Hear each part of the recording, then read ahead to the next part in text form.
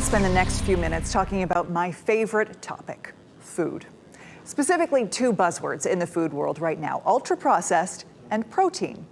We're supposed to eat less ultra-processed food and eat more protein, but what happens when food is both high in protein and ultra-processed? Things like protein bars, protein powder, or the protein-infused chips popping up on grocery store shelves.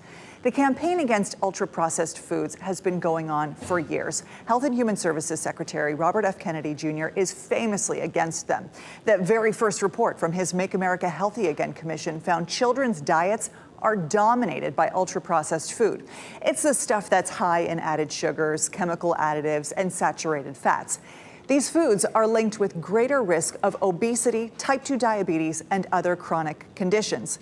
And it's not just kids. This month, the CDC put out a study that found more than half of the average total calories Americans eat are from ultra-processed foods.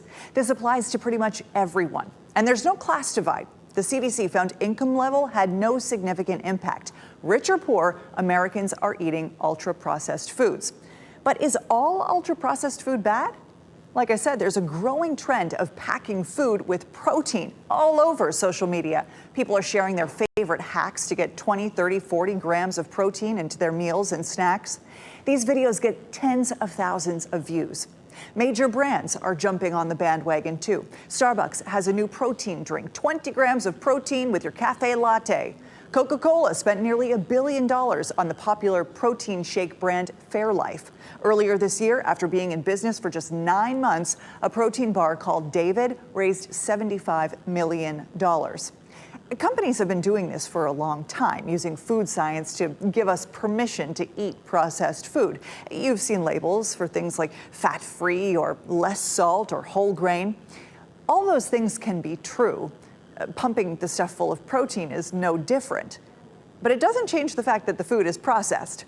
A local dietitian says this can be problematic, but it can also be helpful. And to help us out more with this, we're bringing in WRAL Health reporter Grace Haba. You spoke with this dietitian. What are her main concerns? Yeah, I spoke with Addie Claire Jones. She's a registered dietitian and mom of 2 here in Wake County. And she says really, as with anything, when it comes to protein, ultra-processed, the whole battle there, be mindful. With protein being on the front of everything, it's like, oh, this is a high protein snack, so I can eat as much of it as I want. And that's just not the case. Even from a calorie energy standpoint, from a digestion standpoint, we're looking for like the safe food in the grocery store that we can just eat as much as we want of, and that doesn't exist. The average person really doesn't need to be reaching for a protein supplement, and most of us can get the protein that we need in our diet from whole foods. Things like eggs, lentils, and meats are most of the time are sufficient enough. So when it comes to things like protein bars and some of those other things we tend to gravitate toward, she said those really need to be our plan C,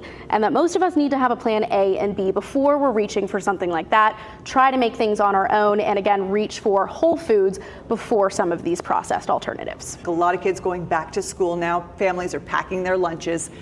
What about the protein-enriched food like pasta? What does the dietitian say about opting for that versus some of those whole foods? Especially when it comes to kids, she actually says that's a great alternative. She particularly recommends the Berea Protein Plus brand. She says she gives that to a lot of her clients as well and uses that with her own children.